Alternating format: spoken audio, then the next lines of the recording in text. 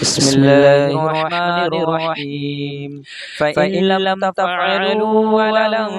تفعلوا فاتقوا النار التي وقودها الناس والحجارة أعدت للكافرين وبشر الذين آمنوا وعملوا الصالحات أن لهم جنات تجري من تحتها الأنهار كلما رزقوا منها من ثمرة رزقا قالوا هذا الذي رزقنا من قبل وأتوا به متشابها ولهم فيها أزواج مطهرة وهم فيها خالدون إن الله لا يستحيي أن يضرب مثلا ما بعوضة فما فوقها فأما الذين آمنوا فيعلمون أنه الحق من ربهم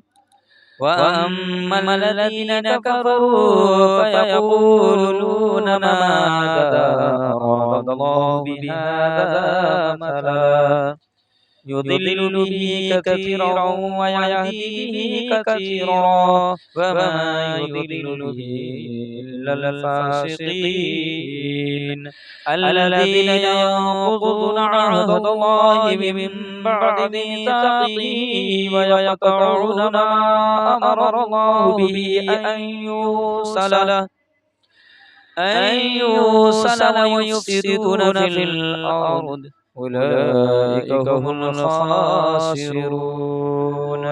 كيف تكفرون بالله وكنتم أمواتا فأحياكم ثم يميتكم ثم يحييكم ثم إليه ترجعون